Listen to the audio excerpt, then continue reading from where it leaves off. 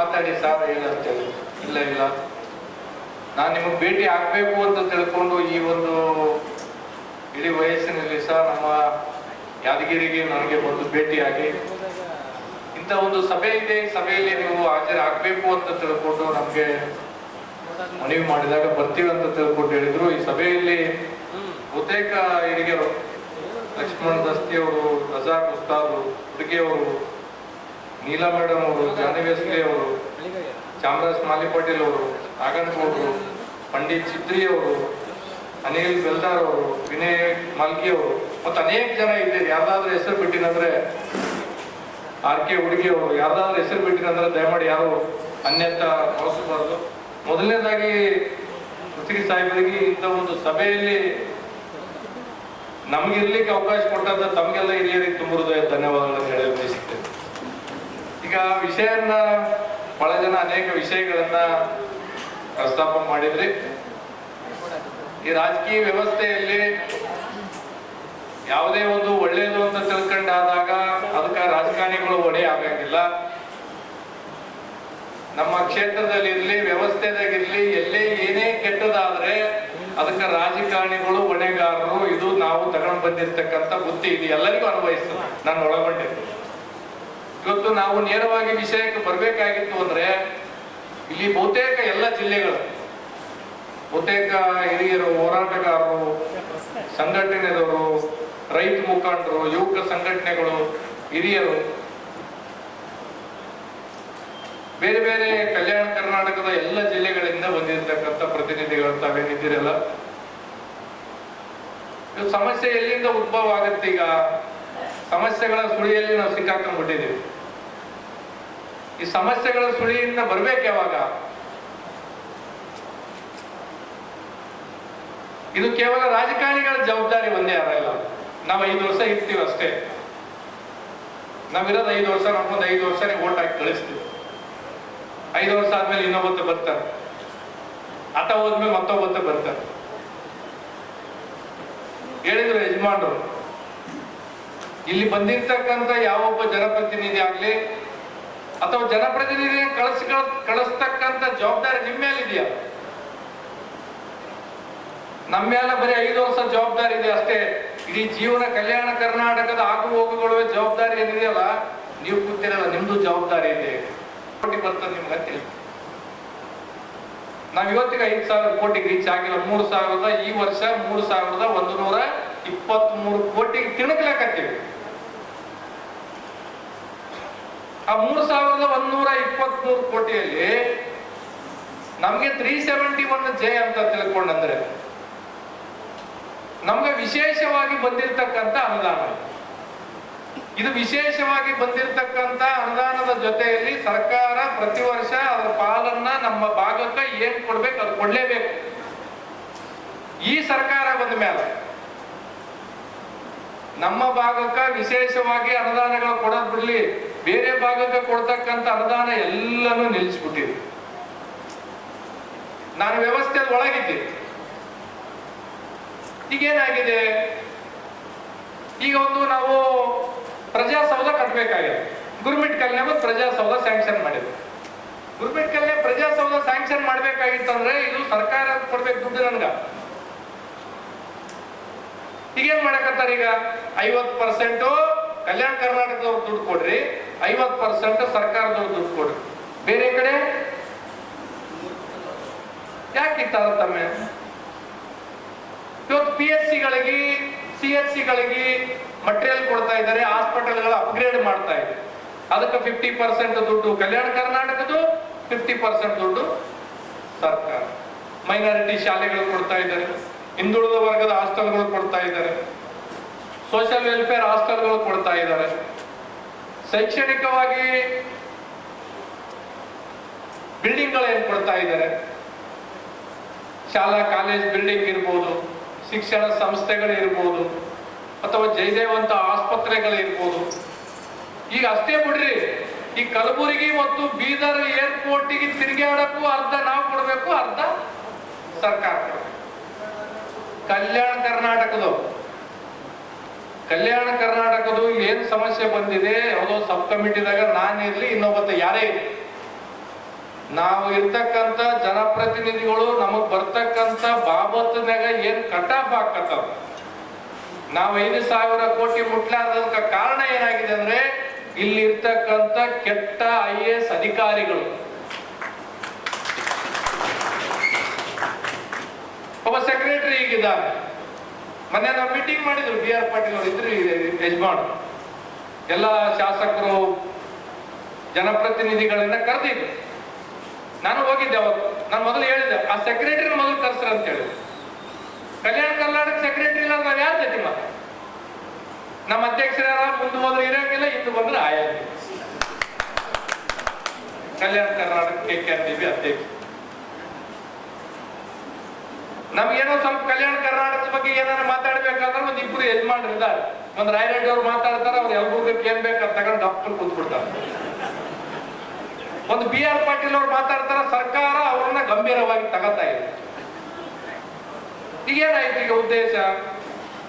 ನಮ್ಮಲ್ಲಿ ಸರ್ಕಾರದಾಗ ಈಗ PHCಗಳು ಮತ್ತು CHCಗಳ ಹಾಸ್ಪಿಟಲ್ಗಳನ್ನ ತೆಗಿಬೇಕಂತ ತೀರ್ಮಾನ. ನಾವು ವಿಧಾನಸಭಾ ಅಧಿವೇಶನದಲ್ಲಿ ಒಂದು ದಿನದ ಚರ್ಚೆ ಆಯ್ತು.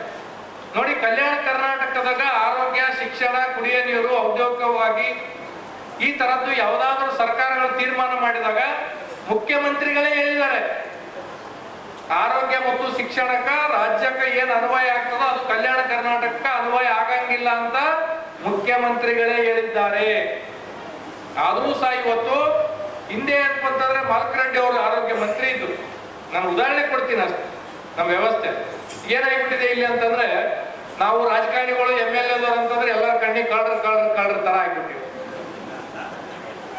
ಇಲ್ಲಿ ವ್ಯವಸ್ಥೆ ಏನಾಗಿದೆ, ಈಗ ನಾನು ಶಾಸಕರಾಗಿ 3 ವರ್ಷ ಆಯ್ತು. ಈ ವ್ಯವಸ್ಥೆ ವಿರುದ್ಧ ಹೋರಾಡ್ಬೇಕಾ, ವ್ಯವಸ್ಥೆಗೆ ಅಡ್ಜಸ್ಟ್ ಆಗ್ಬೇಕನ್ನ ಕನ್ಫ್ಯೂಷನ್ ಆಗಿದ್ದೀನಿ ನಾನು. ಬಹಳ ಮಾತಾಡಿದ್ರೆ ನಮ್ಗೆ ಅನುದಾನ ಕೊಡಂಗಿಲ್ಲ. ನಾವು ಮಾತಾಡಕ್ಕೆಲ್ಲ ಜನ ನಮ್ಮ ಓಟ್ ಹಾಕಿ ಕಳಿಸಿರ್ತಕ್ಕ, ನಮ್ಮ ಹಕ್ಕುಗಳ ಕೇಳೋದಕ್ಕೆ ಜನ ನಮ್ಗೆ ಓಟ್ ಹಾಕಿ ಕಳಿಸ್ತಾರೆ. ಮತ್ ನಾವು ಮಾತಾಡ್ಲಾರ್ದೆ ಗೊತ್ತಾದ್ರು ಸುಮ್ಮನೆ ವಿಧಾನಸೌಧ ಕಾಜು ಕಿಸ್ಮಿಸ್ ತಿನ್ನಕಂತ ನಾನಂತ ಅದಕ್ಕೆ ಬಂದಿಲ್ಲ.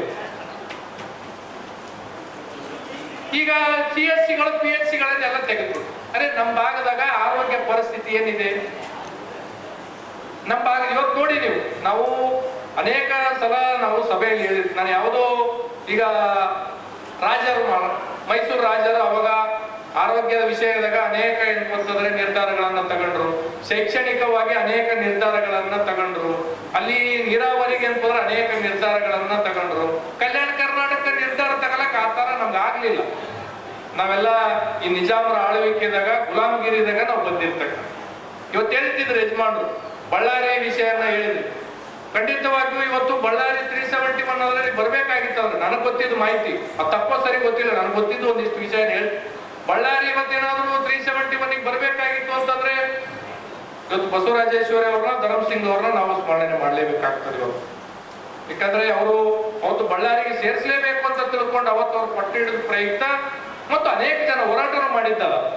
ಹೋರಾಟ ಮಾಡಿದ ಮೇಲೂ ರಾಜಕೀಯ ಹಿತಾಸಕ್ತಿ ಅವತ್ತು ಬರ್ಬೇಕಾಗಿತ್ತು ಅಂತಂದ್ರೆ ಇವತ್ತು ಬಳ್ಳಾರಿ ನಮ್ಗೆ 371 ಆಗ್ತದೆ. ಸರ್, ಬಳ್ಳಾರಿದಾಗ ನಿಮ್ಮಲ್ಲಿ ಮೈನಿಂಗ್ ಅನ್ನ ಇದೆ, ದುಡ್ಡಿದೆ, ನಮ್ಮಲ್ಲಿ ಏನಿದೆ ಸರ್? ಯಾದಗಿರಿ ಇದೆ. ಸುಮ್ಮನೆ ಯಜಮಾನ್ರಿಗೆ ವಿಷಯ ಹೇಳಿ ಏನಾಗಿದೆ, ನಮ್ಮ ಆಸ್ಪತ್ರೆಗಳನ್ನೇ ಎಲ್ಲ ಕಟ್ ಮಾಡ್ತಾ ಇದೆ. ನಮ್ಮ ಕಲ್ಯಾಣ ಕರ್ನಾಟಕದಾಗ ಮತ್ತು ಮೈಸೂರು ಭಾಗ ಕರ್ನಾಟಕದಾಗ ಆಸ್ಪತ್ರೆಗಳು ಎಷ್ಟು ಕಿಲೋಮೀಟರ್ಗೆ ಇರಬೇಕು? ಅಲ್ಲಿ 5 ಕಿಲೋಮೀಟರ್ ಒಂದು ಆಸ್ಪತ್ರೆ ಇದೆ. ಆಸ್ಪತ್ರೆದಾಗ ಎಲ್ಲ ಡಾಕ್ಟರ್ಸ್ ಇದ್ದಾರೆ, ಸ್ಟಾಫ್ ಇದ್ದಾರೆ. ಇವತ್ತು MLA ಮಕ್ಕಳು, ಮಂತ್ರಿ ಮಕ್ಕಳು, ಚೊಲೋ ಶ್ರೀಮಂತರು ಸಹ ಗೌರ್ಮೆಂಟ್ ಹಾಸ್ಪಿಟ್ಲಿಗೆ ಹೋಗಿ ತೋರಿಸ್ಕೊಂತಾರ. ಇವತ್ತು ಕಲ್ಯಾಣ ಕರ್ನಾಟಕದಾಗ ಯಾವುದೇ ಆಸ್ಪತ್ರೆಗೆ ಹೋದ್ರೆ ರೋಗ ಅಂತಂದ್ರೆ ನಿರ್ವಹಣೆ ಮಾಡ್ಕಕ್ ಹೋಗಂಗಿಲ್ಲ. ರೋಗ ಹಚ್ಕೋಬೇಕಾಗಿತ್ತಂದ್ರೆ ಮಾತ್ರ ನಾವು ಕಲ್ಯಾಣ ಕರ್ನಾಟಕದ ಆಸ್ಪತ್ರೆಗಳಿಗೆ ಹೋಗ್ತೀವಿ. ಇವತ್ತು ಶಾಲೆಗಳು, ನಮ್ಮ ಶಿಕ್ಷಣ ಮಂತ್ರಿಗಳು ಅವರ ಆದಾಗ್ಲಿಂದ ಪ್ರತಿ ಸ್ಟೇಟ್ಮೆಂಟ್ ಒಂದು 75 ಸ್ಟೇಟ್ಮೆಂಟ್ ಇದೆ ಸರ್. ನಾನು ಮೊನ್ನೆ ತೋರಿಸಿದ್ದೀನಿ ಸ್ಪೀಕರ್ ಅವರು. 75 ಸ್ಟೇಟ್ಮೆಂಟ್ ಮಾಡ್ಯಾರ. ಐತಿಹಾಸಿಕವಾಗಿ ನಿರ್ಣಯ, ಐತಿಹಾಸಿಕವಾದ ನಿರ್ಣಯ, ಐತಿಹಾಸಿಕ ನಿರ್ಣಯ ದಿವಸ ಐತಿಹಾಸಿಕ ದಿನ ಬರ್ತದೆ. ಅವ್ರು ಬಂದಾಗಿಂದ ಒಂದು ನೇಮಕಾತಿ ಆಗ್ಲಿಲ್ಲ, ಒಬ್ಬ ಡಾಕ್ಟರ್ನ ತಗಲಿಲ್ಲ, ಒಬ್ಬ ಮಾಸ್ತರ್ನ ತಗಲಿಲ್ಲ, ನಮಗೆ ನೇಮಕಾತಿ ಆಗಿರ್ತಕ್ಕಂಥವ್ರನ್ನ ಒಬ್ಬರನ್ನ ಪ್ರಮೋಷನ್ ಮಾಡಲಿಲ್ಲ. ನನ್ಗೆ ಅನೇಕ ಜನ ಸರ್ಕಾರಿ ಅಧಿಕಾರಿಗಳು ಎಷ್ಟೋ ಜನ ಬಂದು ನನ್ ಕಣ್ಣೀರಿಟ್ಟ. ನಾವು ಯಾಕಂದ್ರೆ ಈ 371 ಆಗಿವಪ್ಪ ಸಾಕಾಗಿ ಹೋಗ್ಯದ ಅಂತ ತಿಳ್ಕೊ. ನಮ್ಗೇನಾಗ್ಬಿಟ್ಟಿದೆ, ಇಲ್ಲಿ ವ್ಯವಸ್ಥೆ. ಈ ವ್ಯವಸ್ಥೆದಾಗ ಏನಾಗಿದೆ, 5,000 ಕೋಟಿನ ಕಲ್ಯಾಣ ಕರ್ನಾಟಕದಿಂದ ಬರ್ತಕ್ಕಂಥ ಅನುದಾನವನ್ನ ಅನುಷ್ಠಾನ ಮಾಡಬೇಕು. ಪ್ರತಿ ಆಗಸ್ಟ್ ಸೆಪ್ಟೆಂಬರ್ನಾಗ ಅಪ್ರೂವಲ್ ಆಗಬೇಕು, ಮಾರ್ಚ್ ಒಳಗೆ ಕೆಲಸ ಮುಗಿಬೇಕು. ಈಗ 2025-26 ಅನುದಾನ ಮಾರ್ಚ್ ಒಳಗೆ ನಾನು ಮುಗಿಸ್ಬೇಕಾಗಿದೆ. ಇನ್ನೂ ಇಲ್ಲ. ಈಗ ನಾಳೆ ಮಂಗಳವಾರ ಬುಧವಾರದಿಂದ ಭೂಮಿ ಪೂಜೆಗಳು ಚಾಲು. ಇಲ್ಲಿ ಕಲ್ಯಾಣ ಕರ್ನಾಟಕದಾಗ ಇರ್ತಕ್ಕಂಥ ಸೆಕ್ರೆಟರಿಗಳು ಹೆಂಗಿದ್ದಾರೆ ಅಂತಂದ್ರೆ, ಯಾರು ಪನಿಷ್ಮೆಂಟ್ ಆಗಿ ಇಲ್ಲಿಗೆ ಬರ್ತಾರೆ ಅವ್ರ ಕೆಲಸಗಳು ಸ್ಲೋ ಆಗಿ ಮಾಡ್ತಾರೆ. ಯಾಕೆ ಸ್ಲೋ ಆಗಿ ಮಾಡ್ತಾರ ಅಂತಂದ್ರೆ, ಅವ್ರಿಗೆ ಆದಷ್ಟು ಬೇಗ ಬೆಂಗಳೂರಿಗೆ ಪೋಸ್ಟಿಂಗ್ ಬೇಕಾಗಿರ್ತದ. ಅದಕ್ಕೆ ಏನ್ಪಂತಂದ್ರೆ ಈ ರೀತಿ ಮಾಡ್ತಾರೆ. ಇದನ್ನ ಕೇಳ್ತಕ್ಕಂಥವ್ರು ಯಾರು ಕೇಳ್ಬೇಕು, ಅದನ್ನ ಕೇಳ್ತಾ ಇದ್ದಾರೆ. ನಮಗೇನು ಪ್ರಮೋಷನ್ ಬರ್ಬೇಕು. ನನ್ನ ಹತ್ರ ಮೊನ್ನೆ ವಿಧಾನಸಭಾದ ಅಧಿವೇಶನ ನಡೆಯುವಾಗ 250ಕ್ಕೂ ಹೆಚ್ಚು ಪೊಲೀಸರು ಕಾನ್ಸ್ಟೇಬಲ್ಗಳು ಬಂದರು. 6 ವರ್ಷ ಆದ್ಮೇಲೆ ನಮ್ಮನ್ನೆಲ್ಲ ಬಿಡುಗಡೆಗೊಳಿಸ್ಬೇಕಂತ ಹೇಳಿದ್ರು. 7 ವರ್ಷ ಆಯ್ತು, 8 ವರ್ಷ ಆಯ್ತು, 9 ವರ್ಷ ಆಯ್ತು. ಇವತ್ತು ಎಕ್ಸ್ ಆರ್ಮಿದವರಿಗೂ ಮತ್ತು ಅಂತವರಿಗೇನೋ ಮತ್ತು ಕಪಾಲದವರಿಗೆ ಮಾತ್ರ ಬಿಡುಗಡೆ ಮಾಡಿದ್ದಾರೆ. ಉಳಿದಿರ್ತಕ್ಕಂಥ 600ಕ್ಕೂ ಹೆಚ್ಚು ಪೊಲೀಸರು, ಕಲ್ಯಾಣ ಕರ್ನಾಟಕ ವಯಸ್ಸಾಗಿರ್ತಕ್ಕಂಥ ತಂದೆ ತಾಯಿದವರು ಇದ್ದಾರೆ, ಹೆಂಡತಿ ಮಕ್ಕಳಿದ್ದಾರೆ, ಅನಾರೋಗ್ಯಕ್ಕೀಡಾಗಿರ್ತಕ್ಕಂಥ ಪೇರೆಂಟ್ಸ್ ಇದ್ದಾರೆ. ಅವ್ರನ್ನೆಲ್ಲರ ಬಿಟ್ಟು ಏನಪ್ಪ ಅವ್ರ ಕೆಲಸ ಮಾಡ್ಬೇಕು. ಅವ್ರ ಬಿಡುಗಡೆ ಮಾಡ್ತಾ ಇಲ್ಲ. ಬಿಡುಗಡೆ ಮಾಡಂತ ತಿಳ್ಕೊಂಡು ಯಾರೊಬ್ರು ಕೇಳಕ್ ರೆಡಿ ಇಲ್ಲ. ಅವರು ಡೈರೆಕ್ಟ್ ಆಗಿ ಪೊಲೀಸರು ಎಲ್ಲ ಹೋಗಿ ಹೋಮ್ ಮಿನಿಸ್ಟ್ರಿ ಭೇಟಿ ಆಗಿದ್ರೆ DG ಆರ್ಡರ್ ಮಾಡ್ತಾರೆ. ನೀವು ಯಾರು ಸ್ಟಾಫ್ನವರು ಅಂತಂದ್ರೆ ನೇರವಾಗಿ ಕಲ್ಯಾಣ ಕರ್ನಾಟಕದವರು ಹೋಮ್ ಮಿನಿಸ್ಟ್ರಿ ಭೇಟಿ ಆದ್ರೆ ನಿಮ್ಗೆ ಸಸ್ಪೆಂಡ್ ಮಾಡ್ತೀನಿ ಅಂತ.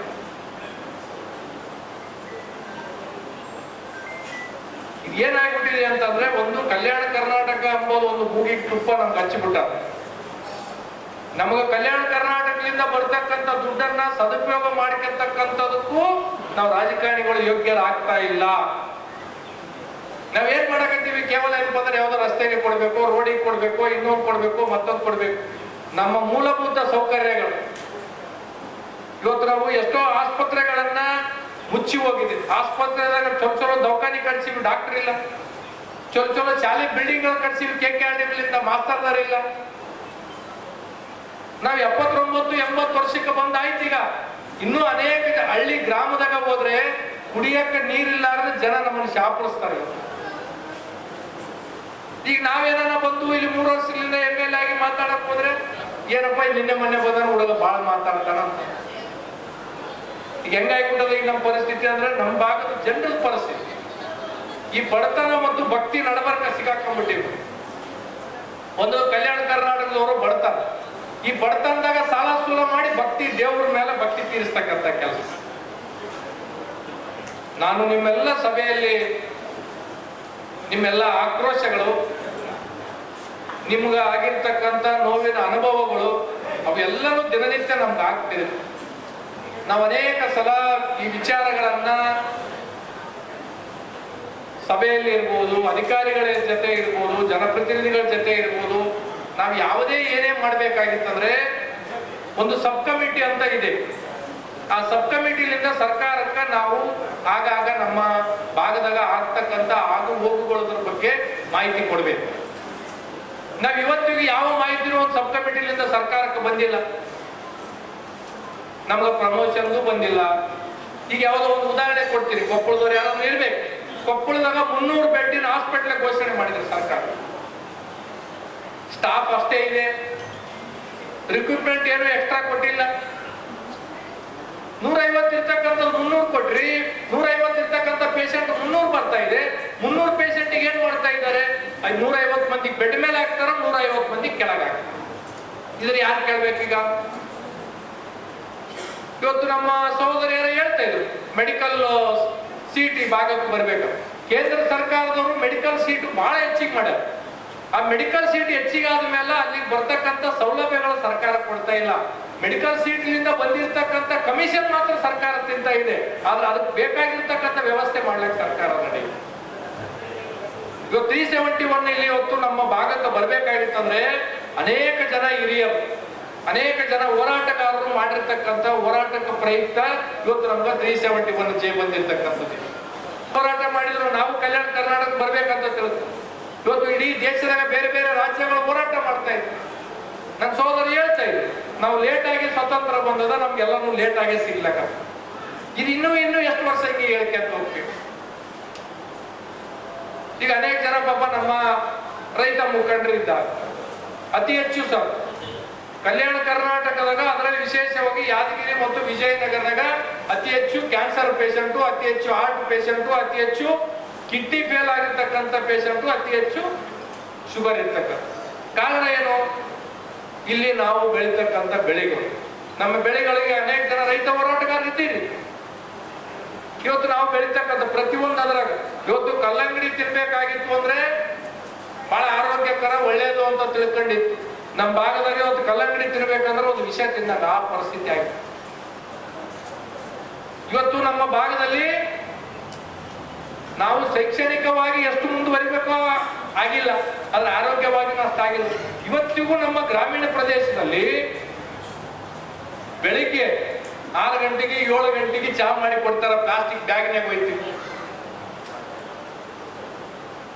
ಇವತ್ತು ಹೈನುಗಾರಿಕೆ ಬಗ್ಗೆ ಕಲ್ಯಾಣ ಕರ್ನಾಟಕದ ನಮ್ಗೆ ಯಾರಿಗೂ ಅರಿವಿಲ್ಲ. ನಾವು ಅಲ್ಲೆಲ್ಲ ಚನ್ನಪಟ್ಟಣ ರಾಮನಗರಕ್ಕ ನಾವೆಲ್ಲರೂ ಹೋದಾಗ ಒಂದು ಮನೆಗೆ 4 ಹಸು ಇಟ್ಕೊಂಡು ಒಂದು ದಿನಕ್ಕೆ 3 ರಿಂದ 4 ಸಾವಿರ ರೂಪಾಯಿ ಮನೆಗೆ ಇಟ್ಕೊಂತಾರ. ಅವ್ರು ಎಲ್ಲಿಗೂ ಹೋಗಂಗಿಲ್ಲ. ಇವತ್ತೇನಾಗಿದೆ ಇವತ್ತು ನಮ್ಮ ಪರಿಸ್ಥಿತಿ? ಯುವಕರು ಬೆಳಗ್ಗೆ ಒಂದು ಸೈಕಲ್ ಮೋಟರ್ ಹಾಕೊಂತೀವಿ, ಬಾಯಾಗ ಒಂದು ಬ್ರಷ್ ಇಟ್ಕೊಂತೀವಿ, 7 ಗಂಟೆಗೆ ನಾವು 3 ಗೇಟಿಗೆ ನಿಂದಿರ್ತೀವಿ ಪಾಕೆಟ್ ಹಾಲಿಗೆ ಹಾಕಿ. ಯಾವ ವ್ಯವಸ್ಥೆದಾಗ ನಾವು ಹೋಗ್ಬೇಕಾಗಿತ್ತೋ ಆ ವಿರುದ್ಧ ವ್ಯವಸ್ಥೆದಾಗ ನಮ್ಮ ಒಂದು ಯುವ ಪೀಳಿಗೆ ಹೋಗ್ತಾ ಇದೆ. ನಾನು ಒಂದನ್ನ ವಿಷಯಗಳನ್ನ ಹೇಳ್ಬೇಕಾಗಿತ್ತು ಅಂತಂದ್ರೆ ಬಾಲ್ಯ ವಿವಾಹ. ನಾನು ಒಂದೆರಡು ವಿಷಯ ಹೇಳ್ಬಾರ್ದು, ಆದ್ರೂ ಹೇಳಬೇಕು. ಅಂದ್ರೆ ನಮ್ಮ ಭಾಗದ ಪರಿಸ್ಥಿತಿ ಏನಾಗಿದೆ, ಬಾಲ್ಯ ವಿವಾಹ ಆಗ್ತದೆ. ಬಾಲ್ಯ ವಿವಾಹ ಆದಾಗ ನಮ್ಮ ತಂದೆಯವರು 5 ವರ್ಷ ML ಇದ್ರು, ನಾನು 3 ವರ್ಷ ಆಯ್ತು. ನಾ ಇವತ್ತಿಗೂ ಬಾಲ್ಯ ವಿವಾಹ ಆಗ್ಲಿ, ಬಡ್ಡಿ ಸಲಹೆ ಆಗ್ಲಿ, ಮಟ್ಕ ಆಡೋರಾಗ್ಲಿ, ಉಸ್ಕೊಡೋರಾಗ್ಲಿ, ಇವತ್ತಿಗೂ ನಾವು ಒಂದೇ ಒಂದು ಪೊಲೀಸ್ ಸ್ಟೇಷನ್ ಅಧಿಕಾರಿಗಳಿಗೆ ಆ ದೇವ್ರ ಸಾಕ್ಷಿಯಾಗಿ ನಾವು ಫೋನ್ ಮಾಡಿಲ್ಲ. ಮುಂದೆ 2 ವರ್ಷನೂ ನಾನು ಮಾಡಲ್ಲ. ನಮ್ಮಲ್ಲಿ ಒಂದು ಬಾಲ್ಯ ವಿವಾಹ ಆಯ್ತು. ಬಾಲ್ಯ ವಿವಾಹ ಆಗ್ಲಿ 15 ವರ್ಷದ ಒಂದು ಹುಡುಗಿ ಪ್ರೆಗ್ನೆಂಟ್ ಆದ, ಪ್ರೈವೇಟ್ ಹಾಸ್ಪಿಟ್ಲಿಗೆ ಹೋದ್ರು, ಡೆಲಿವರಿ ಮಾಡಿಕೆ. ಆ ಪೇರೆಂಟ್ಸ್ ನನ್ನ ಹತ್ರ ಬಂದು, ಇಲ್ಲ ಈ ಹುಡುಗನ ಮೇಲೆ ಹೋಗ್ಸೋ ಕೇಸ್ ಹಾಕ್ಬೋದು. ಆದ್ರೆ ಡೆಲಿವರಿ ಮಾಡಿರ್ತಕ್ಕಂಥ ಪ್ರೈವೇಟ್ ಹಾಸ್ಪಿಟಲ್ ಏನಾಗ್ಬೇಕು ಸರ್? ಆ ಪ್ರೈವೇಟ್ ಹಾಸ್ಪಿಟಲ್ದವ್ರ ಮೇಲೆ ಆಕ್ಷನ್ ತಗಂತ ತಿಳ್ಕೊಂಡು ನಾನು ಫೋನ್ ಮಾಡಿದ್ರೆ, ಅಲ್ಲಿರ್ತಕ್ಕಂಥ ರಾಜಕಾರಣಿಗಳ ಹೆಸರು ಹೇಳೋದು ಬೇಡ, ಮತ್ತೆ ರಾಜಕೀಯಗೊಳಿಸಿದ್ರೆ ಸರ್, ಆ ಆಸ್ಪತ್ರೆದವ್ರ ಹತ್ರ 90 ಲಕ್ಷ ರೂಪಾಯಿ ತಗೊಂಡು ಪೊಲೀಸರು, ಮಹಿಳಾ ಮತ್ತು ಮಕ್ಕಳ ಇಲಾಖೆದವರು, ರಾಜಕಾರಣಿಗಳು, ಆರೋಗ್ಯ ಇಲಾಖೆದವರು 90 ಲಕ್ಷ ರೂಪಾಯಿ ತಗೊಂಡು ಅಂತ ಕೇಸ್ ಮುಚ್ಚಿಬಿಟ್ರು. ಇದು ನಮ್ಮ ವ್ಯವಸ್ಥೆ. ನಾನು ಮಹಿಳಾ ಮತ್ತು ಮಕ್ಕಳ ಇಲಾಖೆದಾಗ 1 ವರ್ಷ ಕಮಿಟಿದಾಗ ನಾನು ಮೆಂಬರ್ ಆಗಿ ಕೆಲಸ ಮಾಡಿ, ರಾಮನಗರನಾಗ ಸಭೆ, ನಾನು ರಾಮನಗರ ಸಭೆಯಾದಾಗ ಓಪನ್ ಆಗಿ ಹೇಳಿದೆ, ಏನು ಕ್ರಮ ಆಗಲಿಲ್ಲ. ಮೊನ್ನೆ ಶಾಪುರದಾಗ ಒಂದು ಮುರಾರ್ಜಿ ಶಾಲೆಯಲ್ಲಿ ಒಂದು ಸಣ್ಣ ಹುಡುಗಿ ಅಂತಂದ್ರೆ ಡೆಲಿವರಿ ಆಯ್ತು. ಆ ಡೆಲಿವರಿ ಆದ ಹುಡುಗಿಗೆ ಅಂತಂದ್ರೆ ಪೋಕ್ಸೋ ಕೇಸ್ ಆಯ್ತು. ಅವ್ರ ಜೊತೆಗಿರ್ತಕ್ಕಂಥ 4 ಜನರ ಮೇಲೆ ಕೇಸ್ ಆಯ್ತು. ಆ ಕೇಸ್ನಾಗ ಯಾಕೆ ಅರೆಸ್ಟ್ ಮಾಡಿಲ್ಲ ಅಂತ ನಮ್ಮ ಕಮಿಟಿಗೆ ಕರೆಸಿದ್ರು. ನನ್ನ ಪೊಲೀಸರು ಯಾವ ರೀತಿ ಮಾಹಿತಿ ಕೊಟ್ಬಿಟ್ರಂದ್ರೆ, ಸರ್ ಜಡ್ಜೆ ಹೇಳಿದ್ದಾರೆ, ರೈಟ್, ಆ ಜಡ್ಜ್ ಹೇಳಿದ್ದಾರೆ ಸರ್ ಅವ್ರನ್ನ ಅರೆಸ್ಟ್ ಮಾಡಬೇಡ ಅಂತ ತಿಳ್ಕೊಂಡು ಜಡ್ಜೆ ಹೇಳ್ಯಾರಂತ ಪೊಲೀಸರೇ ತಪ್ಪು ಮಾಹಿತಿ ಕೊಟ್ಬಿಟ್ರು ನಮ್ಮ ಕಮಿಟಿಗೆ. ನಾನು ಯಾಕೆ ಈ ವಿಷಯಗಳನ್ನ ಹೇಳಕತ್ತೀವಿ ಅಂತಂದ್ರೆ, ನೀವು ಆಯ್ಕೆ ಮಾಡಿ ಕಳಿಸಿರ್ತಕ್ಕಂಥ ಜನಪ್ರತಿನಿಧಿಗಳು ನನ್ನ ಒಳಗಡೆ ನಮ್ಮದೇ ಆಗಿರ್ತಕ್ಕಂಥ ನಮ್ಮ ಕ್ಷೇತ್ರದ್ದು, ನಮ್ಮ ಭಾಗದ್ದು ಜವಾಬ್ದಾರಿಯನ್ನ ನಾವಿನ್ನೂ ಅರ್ಥಕೊಂಡಿಲ್ಲ. ನಾವು ಕೇವಲ ಏನಪ್ಪ ಅಂತಂದ್ರೆ MLA ಆಗ್ಬೇಕು, 5 ವರ್ಷ ಹಿಂದೆ ಮುಂದೆ ಇರ್ತಕ್ಕಂಥ ಪುಡಾರಿಗಳನ್ನ ನೋಡ್ಕೋಬೇಕಾಗ್ಲಿ, ನಮ್ಮ ಕ್ಷೇತ್ರಕ್ಕ, ನಮ್ಮ ಭಾಗಕ್ಕ, ನಮ್ಮ ತಾಯಿಯಂದರಿಗೆ, ನಮ್ಮ ಯುವಕರಿಗೆ, ನಮ್ಮ ರೈತರಿಗೆ, ಇಲ್ಲಿ ಬಂದಿರತಕ್ಕಂಥ ಯುವಕರಿಗೆ ಉದ್ಯೋಗಕವಾಗಿ ಏನ್ ಕೊಡ್ಬೇಕಂಬುದು ಇವತ್ತಿಗೆ ನಾವು ಇನ್ನೂ ವಿಚಾರ ಮಾಡಿಲ್ಲ. ಇವತ್ತು ಹೇಳಿದ್ರೆ ಪಾಪ ಕೊಪ್ಪಳ ಫ್ಯಾಕ್ಟ್ರಿ ಅಜ್ಜವರು ಬೀದಿಗೆ ಬಂದು, ಇವತ್ತು ನಮ್ಮಲ್ಲಿ ಅನೇಕ ಫ್ಯಾಕ್ಟ್ರಿಗಳಿದೆ ಸರ್. ಸರ್ಕಾರಕ್ಕ ಪೊಲ್ಯೂಷನ್ ಬೋರ್ಡ್ ಅಧ್ಯಕ್ಷರು ಫ್ಯಾಕ್ಟರಿಗಳನ್ನ ಕರ್ಕೊಂಡು ಹೋಗಿವಿ. ಇದನ್ನ CID ಎನ್ಕ್ವೈರಿ ಮಾಡ್ಬೇಕಂತ ಅವರೇ ಹೇಳ್ಯಾರ, ಇವತ್ತಿಗೂ ಆಕ್ಷನ್ ಆಗಿಲ್ಲ. ನನ್ನ ವಿಷಯಗಳನ್ನ ಹೇಳೋದಿಷ್ಟೇ ಇದೆ. ಯಾಕೆಲ್ಲ ಉದಾಹರಣೆಗಳನ್ನ ನಿಮ್ಗೆಲ್ಲರಿಗೂ ಕೊಟ್ಟಿನಿ ಅಂತಂದ್ರೆ, ನೀವು ತಿಳ್ಕೊಂಡಿದ್ದಂಗ ಎಲ್ಲಾನು ರಾಜಕಾರಣಿಗಳು ಮಾಡಕ್ ಆಗಂಗಿಲ್ಲ. ಒಂದು ವ್ಯವಸ್ಥೆನ ಬದಲಾವಣೆ ಮಾಡ್ಬೇಕಾಗಿತ್ತಂದ್ರೆ ಸಾಮಾನ್ಯ ಜನ, ಯುವಕರು, ತಾಯಂದಿರು, ಹೋರಾಟಗಾರರು, ಹಿರಿಯರು, ರೈತರು ನಿಮ್ಮೆಲ್ಲರದ್ದು ಸಹಕಾರ ಬೇಕಾಗ್ತದೆ. ಯಾವಾಗ ರಾಜಕಾರಣಿಗಳಾಗ್ಲಿ, ವ್ಯವಸ್ಥೆ ಆಗ್ಲಿ, ಸರ್ಕಾರ ಆಗ್ಲಿ ಹೆಜ್ಜೆ ತಪ್ತದ, ಯಾವಾಗ ನಾವೆಲ್ಲ ಎಡಗುತ್ತೀವಿ, ಅವತ್ತೇನ್ಪಂತಂದ್ರೆ ನೀವು ಬಾರ್ಕಲ್ ಅಂತ ತಿಳ್ಕೊಂಡು ಏನ್ ಹೇಳ್ತೀರಿ, ಆ ರೀತಿ ಚಾಟಿ ಬೀಸ್ತಕ್ಕಂಥ ಕೆಲಸ ನಿಮ್ಮಿಂದ ಆದಾಗ ಮಾತ್ರ ನಾವು ರಾಜಕಾರಣಿಗಳು ಹೆಚ್ಚಿರಾಗಿರ್ತೀವಿ.